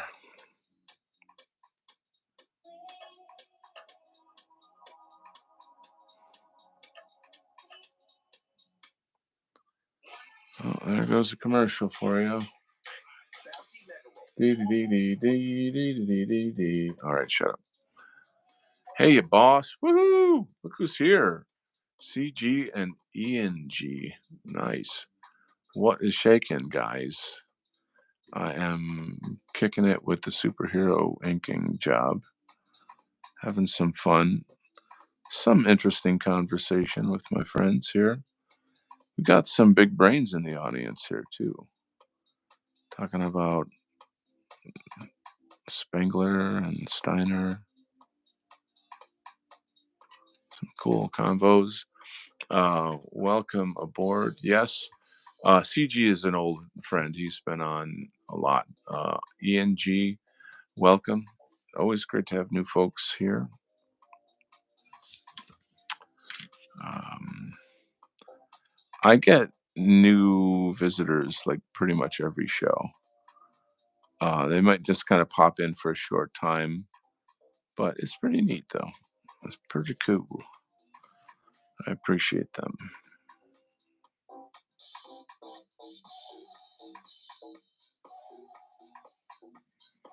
It's good stuff.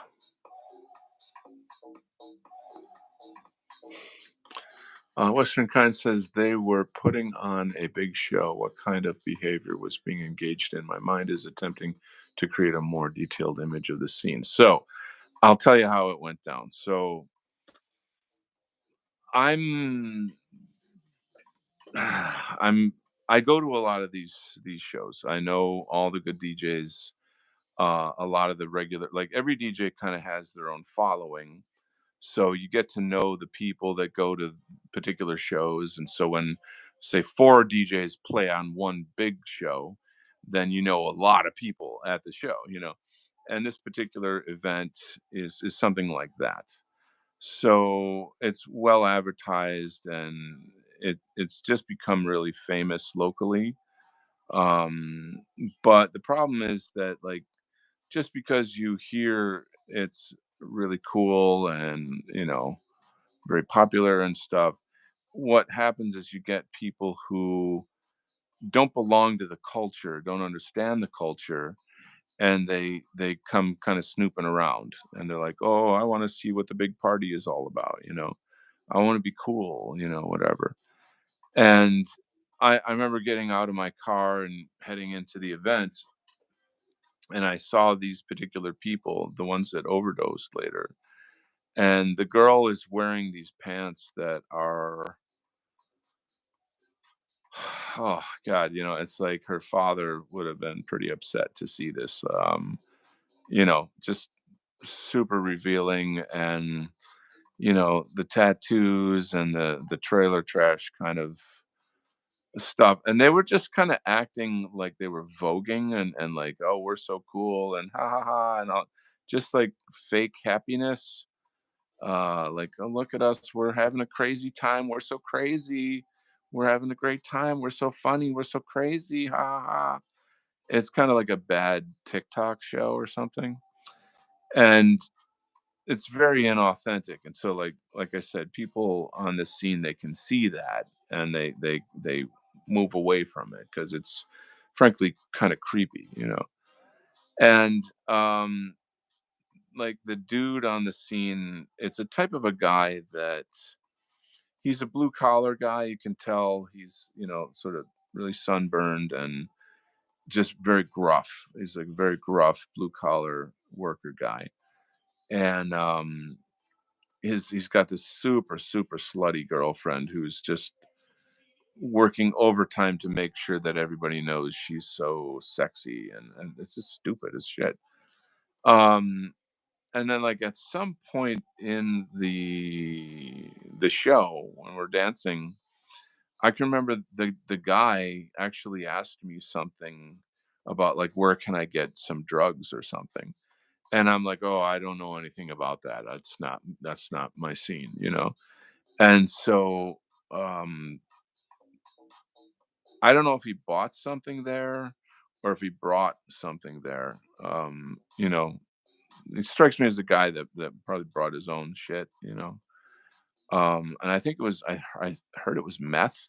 So, like, these two really fit the meth head uh, stereotype, that kind of trope, if you know what I'm saying. So I don't mean to, like, be insulting or shitting on these people or something, but what can I say? It's like, it's just sad. I don't know what else to tell you. I don't know what became of them, or how. I just know that they were rushed off, in an ambulance. So it's sad. It's not how you do it, folks.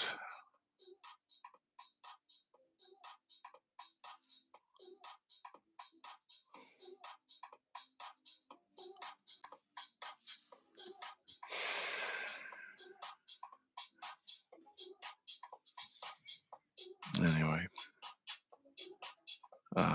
does that fill out the? Does that give you a stronger visual for the for your story?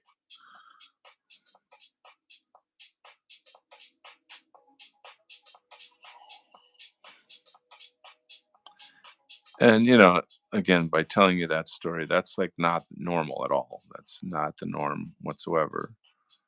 You know, but I think occasionally you do see or meet people that you look at them and you're like, something's off with this person. Like, they don't, you know, something's not right. I can't quite say what it is.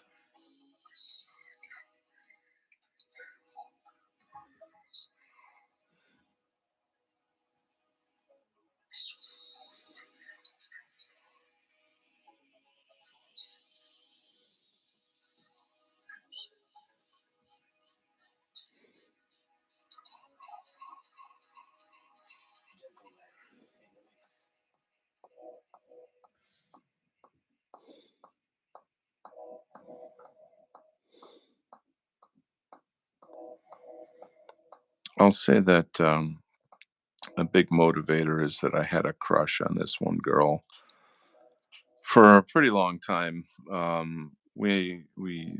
probably shouldn't tell this story, but we did become friends, and like this and that and the other thing, but it didn't work out. So,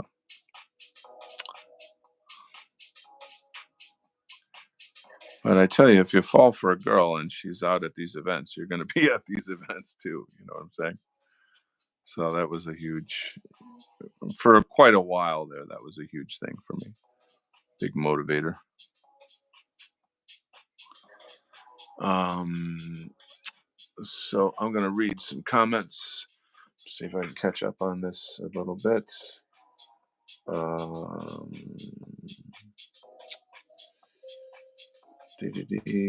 Guys need to know their dosing. You can erase yourself if you're negligent. Exhaustion plus club drugs equals danger. Yeah. So whorish women lacking self-awareness comprise the content of the story, punctuated with obnoxious shouting, disingenuous expressions of happiness, and people overdosing in public. Not ideal. Yeah, like it's just was weird. It's like this isn't what this scene is about. Like I don't know where you go to get your meth overdose. Like what music scene is that? I don't know, but it's not the one that I'm in. Um Ultimately, it's just the insincerity of it. Like the whole like this concept that like I'm wild and crazy, man. I'm living on the edge. Look at me party. Don't you admire me? Like, no, I don't. And stop. Grow up. You're being stupid. You're embarrassing yourself. Don't be a shit. You know what I mean?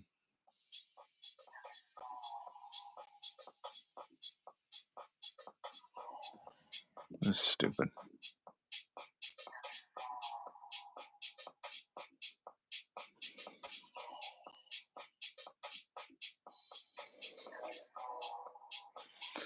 But again, that's not really a good reflection of like the general kind of people that I hang out with on this scene. And like I don't even really know a lot of them that well. They're just people I always see out on the dance floor, and when we see each other, like yeah, it's like woohoo, having fun, relaxing, getting away from the toxicity of the world, and you know, being happy. What a concept.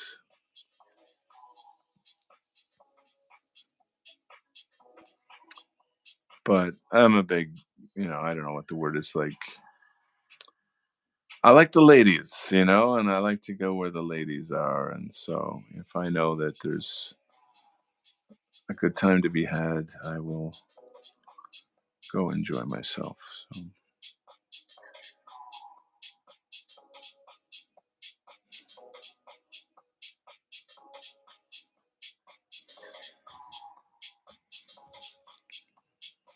hmm.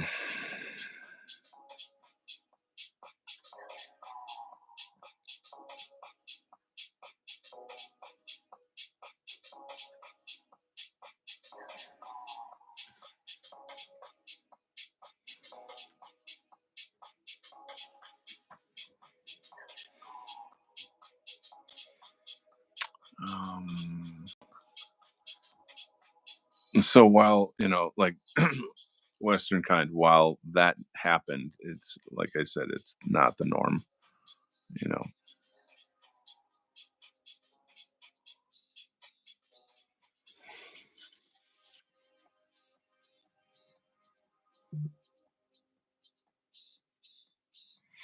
when I'm dancing, I try my instinct is to bring form, like to create the shape of the sounds. So being like a visual guy, but then also a kinesthetic guy with the kung fu, and then also a musical guy because I write music and such. when you combine all those things together, it's it just comes out as like house music for me, and it's just so much fun. Good times.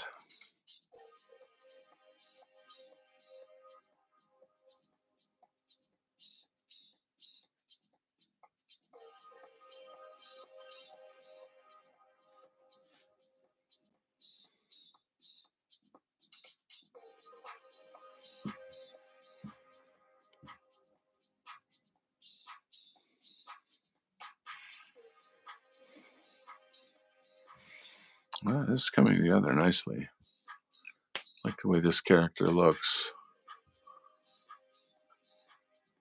All right, there's a good piece of comic book art, ladies and gentlemen. Time is at 10. Feels like 10. I feel like shit. I gotta work tomorrow, guys. What the hell am I doing up here? Should wrap it up soon. You guys have any questions before I wrap it up?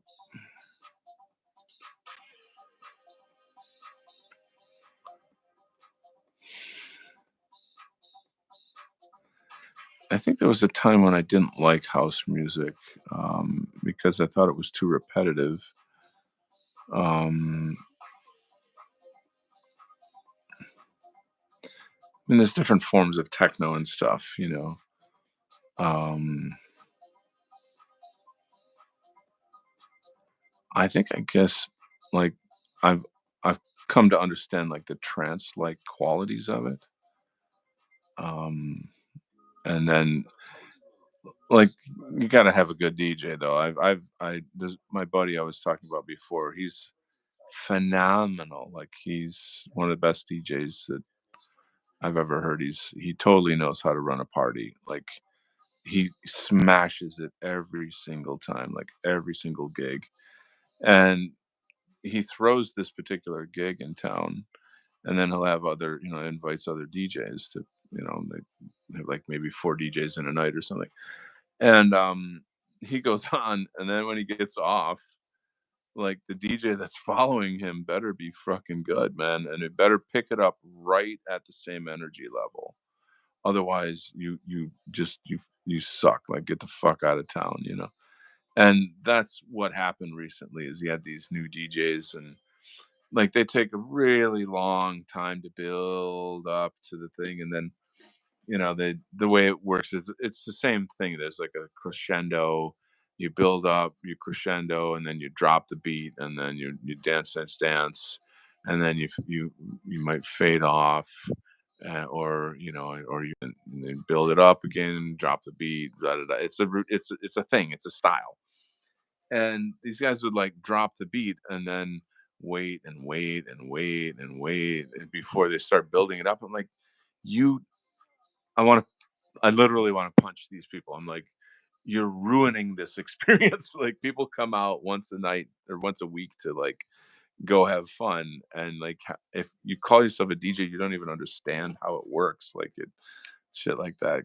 Just you know, I don't know. I guess I am a dance snob. No. Anyway, so yeah, this character is looking pretty good. I think I'll probably wrap it up here. Perhaps they had the clot shot. Oh, maybe you could be right. Exertion of dancing and or the combined effect of whatever substances set them over the edge. In my mind, I imagine such characters having had the clot shot. I would strongly agree with you. They're certainly not intelligent type people that just do what they're told. So that's a very, very good uh, possibility. Um, I really think I'm going to have to wrap it up here, gang. I appreciate your time and presence and friendship. It's good to have you here. More to come, more to come. Stick around. Again, Donald, sorry, not Donald, Kent art.weebly.com. Maybe I'll write it down here.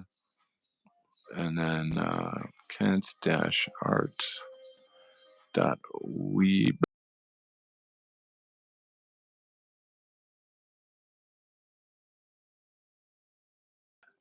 So you can get my donation button. You gotta scroll down a little bit and you'll find a donation button. Um, super duper appreciate your support. Oh, I will keep you guys next time. God bless. Love you all. Cheers.